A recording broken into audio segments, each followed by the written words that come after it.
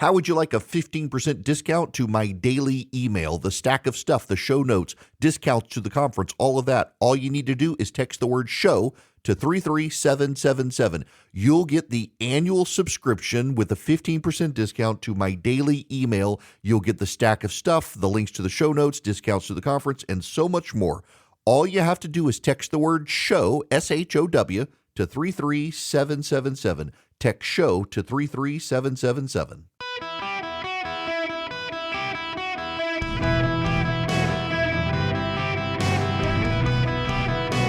Welcome to the Eric Erickson Show podcast, Hour 3. Hello, America. Welcome. It is Eric Erickson here. Glad to have you with me. The phone number is 877-973-7425. If you would like to be on the program, be happy to have you. We got to talk about, well, I don't want to bore you and say political philosophy, but we got to talk about realistic goals and realism and whatnot. I'm going to start by saying this is not a theological discussion, even as I pick a particular starting point. Not diving into deep theology with you today. But go back to the very first and second chapter of Genesis. God creates the heavens and the earth, creates the plants, creates the animals, and creates people last. Everything is good, but creating the people, they're very good. Created in the likeness and image of God. And what does he do? He gives them a job. God says to Adam and Eve, you got to work. You got to tend the garden. You got to steward the planet. You got to be good stewards. We don't really know a lot about the afterlife. We don't really know. But we do know there will be a new heaven and a new earth. Instead of being flooded, it'll be by fire. The world will be cleansed. There will be a second coming, and everybody who believes in Christ goes to heaven.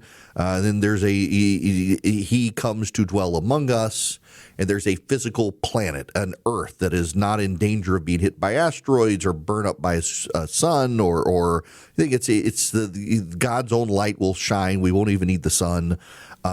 Streets paved in gold is the symbolism for just how valuable things now won't be valuable then. But the world will be made new. And here's the thing we know. The closest image of the new heavens and the new earth we have is Eden. You're going to have a job in heaven. You're going to have a job. You're going to work. I like to think that I'll be evening drive time in heaven or something, or noon. Well, can't be noon to 3. That job will be taken, won't it? Afternoon drive in heaven. I'm still not going to be a morning person in heaven. I don't want to do the morning show in heaven because I want to sleep in.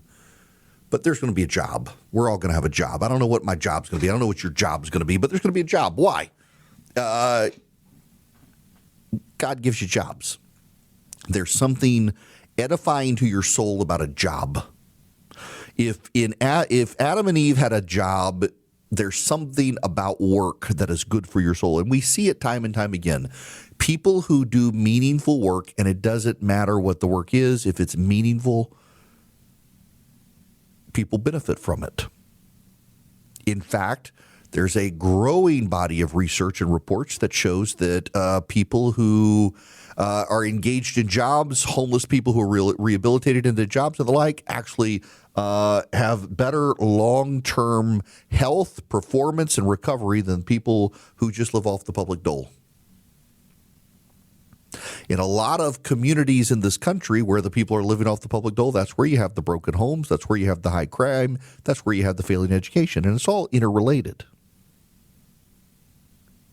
And occasionally, the left has a recognition, their aha moment, that left-wing views don't necessarily work. Now, there's a saying, and I forget who said it originally. I'm sure a million listeners will remind me that we are all conservative about that which we know best. And it's true. We are all conservative about that which we know best. Every single person, even the greatest progressive on planet Earth, is conservative about what they know best. Moms and dads are all, doesn't matter how progressive they are, pretty conservative about raising their kids. Now, there are exceptions to the rule, but that's the general rule. And part of it is the conservative political philosophy, particularly the Christian or Jewish conservative political philosophy, is the most grounded in reality. Progressives believe in the tabula rasa. Progressives believe in the blank slate, that how you're nurtured raises you and your temperament and the like, and we can be steered in certain ways through societal engagement. And the Christian philosopher, the conservatives, like, nope, we are all fallen and we are all bad. We may talk in common vernacular about someone being a good person. You may view yourself as a good person, but at the end of the day, we're all destined for hellfire, and we all deserve it. All of us are sinners. Every single one of us. We live in a fallen world, and we are sinners. Sin and the fallenness of the world explains disease and sickness and violence and our evil and our behaviors, all of it. And if you're progressive and you reject that, well, you're in a doom loop of repetition, constantly trying to bring a heaven to earth that's never going to come. Why? Because people are bad. You are, I like you. You are a good person in the vernacular and the common sense of good civic interaction. But you understand when I say we're all bad people, all of us working to our own interests, our self-interest. There's bitterness, there's envy, there's contempt, there's lying. We're all sinners. Every single one of us sins in some way. And typically the way we sin is to benefit ourselves at the expense of others in ways we shouldn't. And the left every once in a while has these aha moments.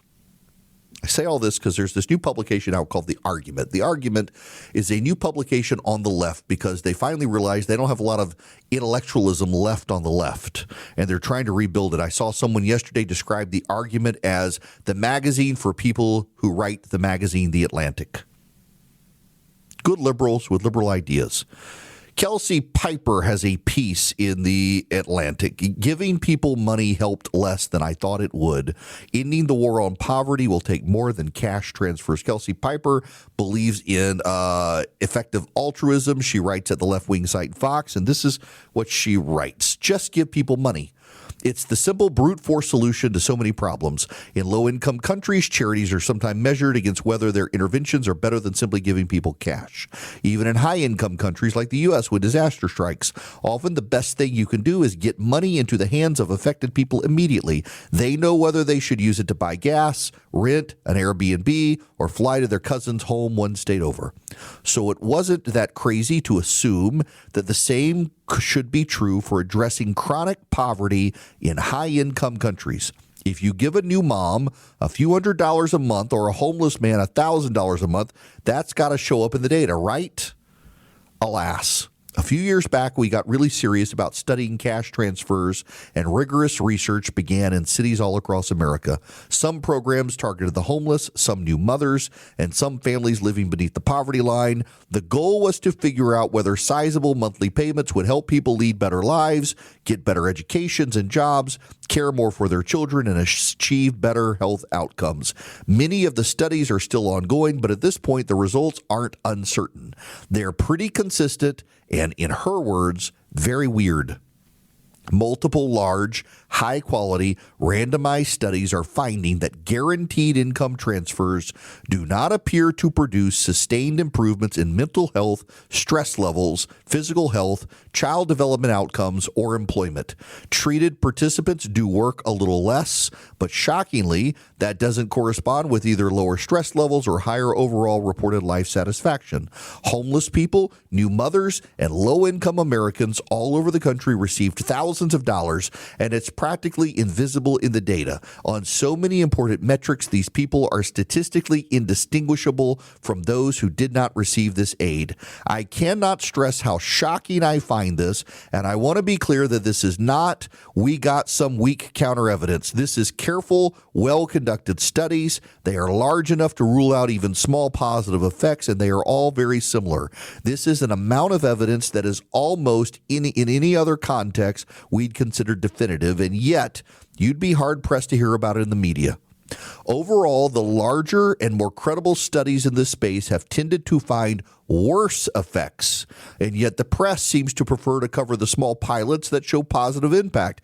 Eva Vivault, the co-author of the one recent open research study on guaranteed income in the U.S., told me, "The war on poverty is the unfinished business of American liberalism. No randomized controlled trial is really going to convince me that money does not improve people's lives, but I do think cash as an intervention is best used for emergencies." First, the good news. Poor Americans do not fritter away the cash on vice goods like drugs, alcohol, or gambling. And the best piece of news is that in qualitative interviews, when you ask people how they're doing and what they did with the money, the recipient give very moving accounts. The money bought comfort, security, hope, and steps towards a better future, like you'd expect. But if you're hoping the monthly transfers of a few hundred to thousands of dollars could transform the war on poverty, then I think the results are fairly certain at this point. Cash is not king. There you go. Time and time again. The open research unconditional income study tried $1,000 per month for 3 years. The control group got $50 per month. They found that recipients who got the money worked less, but nothing else improved. Not their health, not their sleep, not their jobs, not their education, not their time spent with their children. They did experience a reduction in stress at the start of the study, but that went away.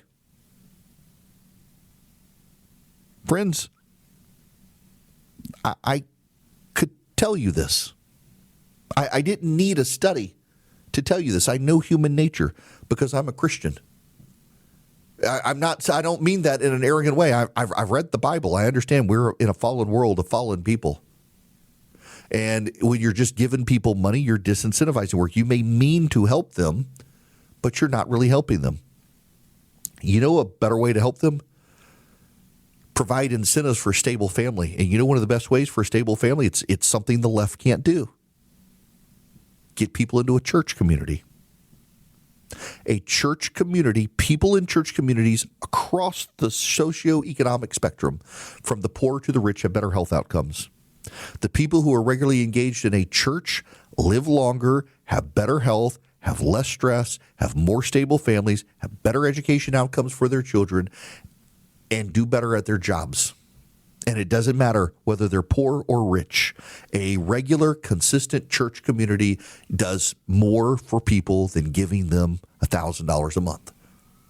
But the left can't do that. They won't acknowledge that. They're never going to be able to engage at that level because the left believes in separation of church and state so dogmatically. They will see something that actually meaningfully improves people's lives and say, no, that can't be possible. You know what's possible? Let's just give people money. And now they've got research saying, hey, it doesn't work. Cash handouts don't work. Of course, a cash handout is not going to work.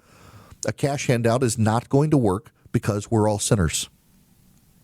People are going to use that money for not necessarily gambling, tobacco, or alcohol. Some people are going to use it to pay down debts. But they're not going to use it to space out time with families or improve their education or anything. Just let me read this to you. I scoured the reports for answers. Where's the money going? People weren't blowing it on vices. It's generally proportionate to overall spending. So lots on housing and transportation, some on food and childcare. The Compton study found that people who paid down their debt some, there's no obvious single pain point for these families. Maybe this isn't as confusing as it feels. If you gave me an extra 10% of my income to spend, it would absolutely make me better off, just not in ways you could measure. I might give some to friends going through a time of need, which makes my community stronger. I might take the kids across the country to visit my grandparents. Stressful, but worth it. It's very hard to evaluate something like cash. No study with this setup can demonstrate conclusively that money didn't help someone, but they can and did demonstrate that giving low-income people money in this format does not advance other policy priorities. It will not at any detectable scale make them measurably happier, healthier, get them better jobs, improve their children's intellectual development, or any of the other things that were expected. No, it won't. It's not going to. To do that, you have to deal with the spiritual crisis. We have a spiritual crisis in the country, and the political and the socioeconomic crises in this country stem from the spiritual crisis in the country. And unless you're willing to prop up strong evangelical church communities around the country, you're not going to be able to improve the situation. And the progressives instead are trying to soothe the evangelical Christians and the Catholics out of existence. They're working against themselves because they think that they, the progressive left, instead of God, can improve people's lives. Their fundamental presupposition is the basis of their failure. Unfortunately, that's the situation we're in. Now, Kobe, I'm going to let you play the outro here because I suddenly have computer problems. Hi, I'm Chris Gethard, and I'm very excited to tell you about Beautiful Anonymous, a podcast where I talk to random people on the phone. I tweet out a phone number, thousands of people try to call. I talk to one of them, they stay anonymous, I can't hang up, that's all the rules. I never know what's going to happen. We get serious ones. I've talked with meth dealers on their way to prison. I've talked to people who survived mass shootings. Crazy funny ones. I talked to a guy with a goose laugh, somebody who dresses up as a pirate on the weekends. I never know what's going to happen. It's a great show. Subscribe today, Beautiful Anonymous. Howdy, welcome. It's Eric Erickson here across the nation, 877-973-7425. You may not know it, but the California Democrats are still considering their redistricting, and they're trying to move forward. A new lawsuit is coming to try to stop them. There's been some independent data out there done now, independent research done on what happens if California decides to redistrict and get rid of all their Republican districts, except for like 2 or 3 of them based on the plan presented the other day. Texas is moving forward with its. Texas was the impetus for doing this. Gavin Newsom says California will do it, but they would have to amend the Constitution in California or try to find some weaselly way around doing it. But the reality is this. There's some it was a Cook. Now I can't remember. National Attorney, I can't remember. One of the kind of independent groups out there has looked in the last week. The Republicans, if California does it to try to neutralize Texas, that's going to inspire other Midwest and Southern Republican states to do it. If you have New York and New Jersey and all the Democratic states engaged and the Republican states engaged that can get away with it, the Republicans stand to gain 7 to 10 net seats. Not total seats, but 7 to 10 net seats after the New York and California and all the other progressive states redistrict and the conservative states redistrict. The Republicans would be up about 10 new seats, 7 to 10. So if California does this, it's going to provoke Missouri, Indiana, Ohio, and a bunch of other states to engage as well. And, well, good luck, Democrats, going down this road.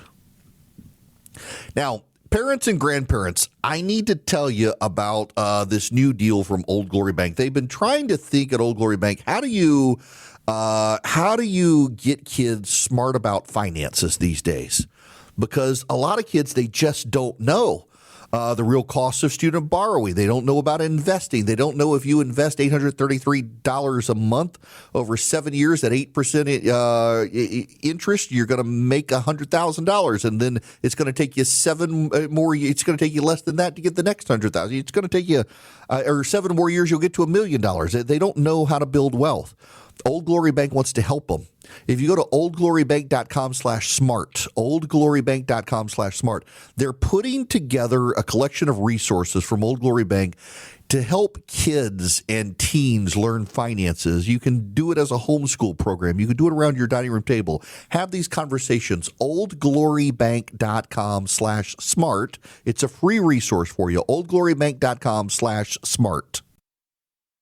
Well, there you have it. Harold Lutnick, the Commerce Secretary, he's the genius behind the aggressive tariffs. Also now appears to be the genius behind the socialism that he wants the Trump administration to embrace. The Commerce Secretary said Tuesday Intel must give the United States government an equity stake in the company in return for CHIPS Act funds. We should get an equity stake for our money. So we'll deliver the money, which was already committed under the Biden administration. We'll get equity in return for it. I'm sorry, but no, this is a terrible, this is socialism. The U.S. government would become the largest shareholder of Intel. This is actual socialism happening by a Republican administration. There's no national security justification for this. In fact, I had some anonymous account on Twitter say, yeah, there's a national security justification for having control of Intel. Really? We don't have control of Raytheon. We don't have government control of NVIDIA. We don't have government control of Apple. We don't have government control of Boeing. We don't have government control of Lockheed Martin. We don't have government control of any major weapons developer or defense contractor. But you want 10% control of Intel in exchange for money the government already promised to give them. That's socialism. You may be comfortable with socialism. You may decide you like socialism because someone from the Trump administration wants socialism. But my God, people, what have we been fighting for the last decade? You want smaller government? This expands it. You want the government not to go woke? Well, what happens when the Democrats get in charge and they become the largest shareholder of Intel? Good luck stopping that from happening. You know there's no such thing as permanence in politics in the United States of America. You're not going to stop a Democrat from one day winning re-election or getting into the White House. Having the government take control of a private corporation in exchange for government funding, first of all, they shouldn't even get government funding. You should let Intel fall flat on its face for having a bad business decision and let the creative destruction of the marketplace pick them apart. Let other companies buy up their pieces or let them regroup. A government bailout, you know what this does is it causes a distortion in the marketplace, something called a moral hazard, where more and more companies realize they can take extraordinary risks and fall flat, irresponsible risks, not extraordinary risks, irresponsible risks, and the government will just say, well, give me 10% of your company and I'll make you right. This is a horrible precedent. This is socialism. All of you people were freaked out about Mamdani in New York City wanting government-run grocery stores and saying the people need to seize the means of production. That's what Harold Lutnick is doing right now, saying that the government must seize the controlling interest in Intel, the means of production, in order to get government money. You can't just be against socialism when the left does it. If you're not against socialism overall, guess what? You're going to get socialism. So if you support socialism, apparently Donald Trump is your guy. He's now becoming a socialist administration if Harold Lutnick gets his way. Howard Lutnick. Howard Lutnick wanted the tariffs on everybody. Howard Lutnick wants socialism. Howard Lutnick wants the government to interfere in the private sector economy. Every government that interferes in the private sector economy causes inefficiency, causes slower growth. It's why the United States is the most robust economy in the world, is because we don't have government interference and ownership of the economy the way you do in Europe, the way you do in Canada, the way you do in China, the way you do in Russia, the way you do anywhere else on the planet. We don't have that. Howard Lutnick wants us to be like those countries. The countries whose butts we're regularly kicking, Howard Lutnick wants us to be like them. This is a horrible decision by Howard Lutnick. This is a horrible decision coming from the White House. This should be thoroughly rejected by the president. You can no longer say it's a trial balloon when Howard Lutnick is on television on CNBC saying the government wants control of Intel. That is socialism. That is socialism. And just because your guy's doing it doesn't mean it's not socialism. Don't try to redefine the words on me. This is socialism. And every one of you who is a Trump supporter should be as loud as you possibly can, because when you open the door to Howard Lutnick saying this, you open the door to the next Democrats Commerce Secretary saying the same thing. You open the door to the Democrats taking control of the government and using controlling ownership in companies to shift them to the left. So what happened with General Motors? This is a bad idea. It's not Donald Trump. It is not Donald Trump. It is Donald Trump's Commerce Secretary, and someone needs to rein in the Commerce Secretary who is on CNBC advocating for socialism from the Trump administration. Wasn't what I was going to talk about, but it needed to be said. This guy is a fount of bad ideas. I'm glad he wound up being Commerce Secretary instead of Treasury Secretary. Good gracious. Now, What I wanted to talk about before this hit, him going on CNBC and becoming an advocate of socialism, was, well, the Justice Department has made a massive, massive crackdown on TDA, the Trinidad, the gang, and look where it is. Denver, Colorado, 30 charges in a sweeping federal case targeting Trinidad members and associates for drug trafficking, murder for hire, and firearms crimes. Listen to this. Listen to this. A federal grand jury has charged 28 individuals after a 9-month investigation, which began by targeting criminal activity at an apartment complex in the Denver metro area that had experienced an increase in violent crime and drug activities. The 39-count indictment charges defendants with firearms trafficking, using firearms to commit drug trafficking crimes, possession of firearms and ammunition by illegal aliens, and trafficking controlled substances, including methamphetamine, cocaine, and Tusi, a narcotic drug originating in Venezuela that contains a variety of controlled substances, including ketamine, methamphetamine, and ecstasy, and is typically manufactured to be pink in color. The indictment also charges 5 of the defendants with conspiracy to commit murder for hire. ATF officers recovered 69 firearms through the operation, including automatic machine guns. Many of these firearms have been linked to shootings in Denver and Aurora, including carjackings, robberies, and drive-by shootings. A separate indictment charged 2 others with 6 counts, including conspiracy to traffic firearms, a conspiracy to traffic controlled substances, carjacking, and a conspiracy to commit murder for hire. Of the 28 individuals, 24 are in federal custody. This is that apartment complex in Aurora, Colorado, where the Democrats told us there was no problem. The National Press Corps said Donald Trump was lying when he was a candidate for president. The local Democratic officials said that the Republicans were lying, and they attacked the homeowners and apartment complex dwellers for going after TDA. They said it wasn't happening. They said it wasn't true. And yet it was. 30 individuals, 28 of them who lived in the apartment complex, have now been arrested. And a grand jury, a federal grand jury, has charged them after a 9-month investigation. I got to just reemphasize this to all of you. The National Press Corps, local Democratic Party officials, the presidential candidate for the Democrats, the president of the United States at the time, Joe Biden, all of them denied what Donald Trump was saying was true. All of them denied what the people who live in the apartment complex were saying was true. All of them denied it. They said that this was racism. They said that this was xenophobia. They said this was hatred of illegal aliens. They said the people in the apartment complex were exaggerating what was going on. They said it was safe. A federal grand jury has charged 28 individuals after a 9-month investigation. This is very much like the Washington, D.C. situation, where anybody who knows anything about Washington knows there are parts of that city that are completely unsafe, and the violence has cascaded over into areas that had been safe. And the media said, no, it's not true. The media said it's perfectly safe. The good white reporters told us that it was safe. The good white reporters lied. They lied, and they took the side of the Democrats. They didn't want to take the side of the people living in the apartment complex in Aurora, Colorado, and they don't want to take the side of the black residents of Washington, D.C., because they can't give Donald Trump a win. They would rather lie than acknowledge Donald Trump told the truth. They spend all of their time fact-checking Donald Trump. They don't fact-check the left.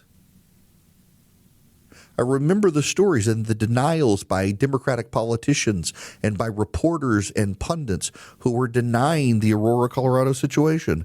They just couldn't bring themselves to acknowledge the problem. You had the New York Times and others just flat out refusing to believe. Here's a story. Democrats denied the city had a gang problem. The truth is complicated. Cindy Romero was in the living room of the small apartment she shared with her husband in Aurora, Colorado, when she heard a commotion in the hallway. It was before midnight on Sunday last August. Romero, 60, was sitting on the floor watching a feed on her phone from a security camera she had placed outside her door. 6 young men carrying pistols and what appeared to be an assault rifle with a scope were milling around on the landing, focused on the door of an apartment across the hall where a friend of hers, a migrant from Venezuela, had been living. The presence of young men with guns in the apartment complex called the Edge at Lowry was not a rarity. Mostly recent migrants from Venezuela, they had grown more brazen in recent months. She'd seen them selling drugs out of the parking lot and snorting a drug cocktail known as Tusi or pink cocaine at kitchen tables in ground floor apartments that didn't have curtains. Their loud parties outside her window would last all night. In the stairwell, she passed groups of men with guns tucked into their waistbands. She called the police dozens of times. They didn't take the problem seriously. Less than 10 minutes later, Romero and her husband heard someone outside. "Shut your mouth," someone yelled in Spanish. Then came the sounds of a gunfight. There were 5 to 6 different calibers of weapons, Romero said. She and her husband would later find bullet holes in both of their cars. The windows of other tenants' cars were shattered. Now, this story is from July 3rd, 2025. From July 3rd, 2025. Here's another one. In Aurora, Colorado, a split over the biggest threat to the city, migrants or Trump. The crumbling apartments in Aurora, Colorado that President Trump seized on to insist the city had been overrun by Venezuelan street gangs are now boarded up and nearly empty. But in one building, the smashed door of apartment 300 captures the fresh division sown by Mr. Trump's immigration crackdown. On a recent spring morning, a crew of construction workers fixing up the apartment pointed to the door as evidence of the violence wrought by criminals led into the country by Democrats. Jacqueline Melendez, who lived nearby, had a different explanation. The door, she said, had been kicked in by an immigration raid. The men were laborers, not gang members. Law enforcement agents had pounded on her door that morning, too, terrifying her children. They just can't help themselves, can they? Look, here's Colorado Newsline. October 11th, 2024, how false claims of a complete gang takeover drew Trump to Aurora. Former President Trump will hold a rally in Aurora a little over 2 months after local right-wing political figures began to spread the false and exaggerated claim about a gang takeover. No major party presidential candidate has visited Colorado so close to Election Day since Hillary Clinton. Yet another media outlet just refusing to acknowledge it. Time and time again, they refuse to acknowledge it. And yet, here we go. Here we go. A massive 30-person indictment against the gang members who lived in the apartment complex that the local and national press corps told us wasn't real, wasn't a big deal, and was overplayed by Donald Trump.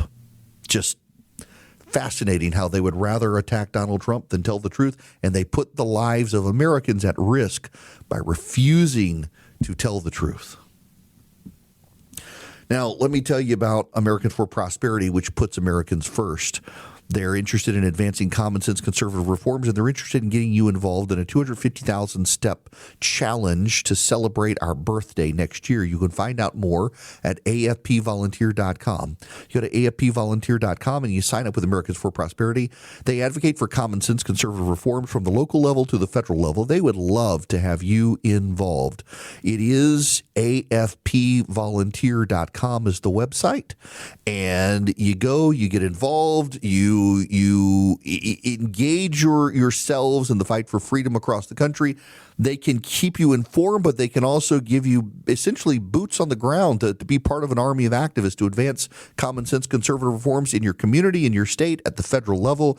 If you just want to be informed, you can be at afpvolunteer.com. But if you want to be part of the army of conservative activists around the nation, you can do that too. And if you want to join the challenge, the 250,000 Steps for Freedom Challenge, to celebrate our 250th anniversary of our nation, just go to afpvolunteer.com.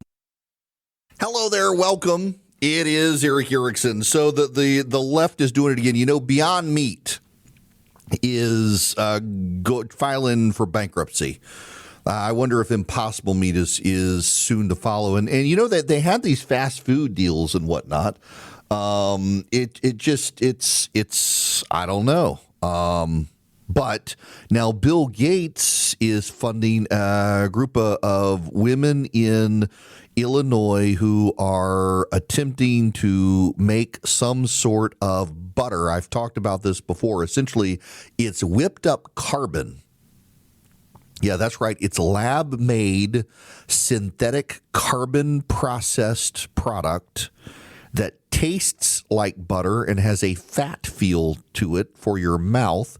So you think it's butter, but it's a way to save the planet. Now, I got to tell you, I don't really get into the seed oil fight because I got friends on both sides of it, and it says more about your politics, I think, to a degree, but I got a lot of friends who are actual nutrition specialists, one with a PhD who's like the claims on seed oil they don't actually stack up. Don't at me, people.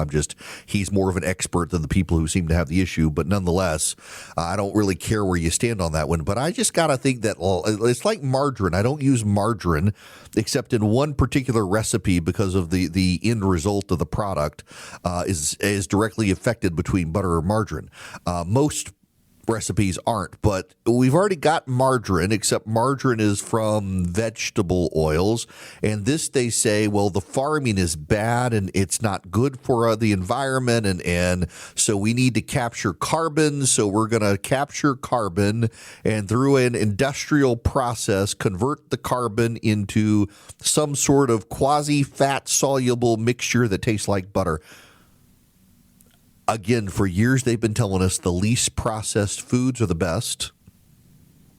And now suddenly they want you to eat the most processed foods on the planet, claiming that that's going to save the world. I don't think it's going to save the world. I don't think it's going to actually help the planet. I don't think it's a good idea to go down this road. And listen, if Bill Gates wants to do it, that's fine. I just don't want to have to eat it. Like the Impossible Meat, the Beyond Burger stuff, I didn't want it. If they want to do it, I'm not opposed to these people trying to sell a product. They say they have worked with restaurants. They're making this lab-grown chocolate stuff. Whatever they want to do, God bless them. The innovation is great, but you know where this all leads. Most people aren't going to want it, and so they're going to try to compel us. They're going to try to put it in school lunches and stuff like that. They're going to try to force a marketplace, like battery-powered cars. Some of you love your battery-powered cars. I got friends who have battery-powered cars, mostly Teslas. They love them. That's fine. But I don't think it's good for the government to be creating a marketplace for these battery-powered cars and electric cars. If you want them, go buy them. But I think a fake market subsidized by the government is not a good marketplace. It's not a stable marketplace. And we shouldn't be pouring government subsidy into this stuff either. Now, the government's not doing it yet, but you know where this all leads. They're going to try to find a market. When the market fails, they're going to demand the government create a market for them. That's what always happens with this stuff. And I just refuse to allow that to happen. That's just, I'll take butter. I would much prefer the butter than the synthetic lab-grown carbon-processed fat substitute, whatever it's called. No possible way. All right, that's it for today. Have a great rest of the day. I will talk to you guys tomorrow.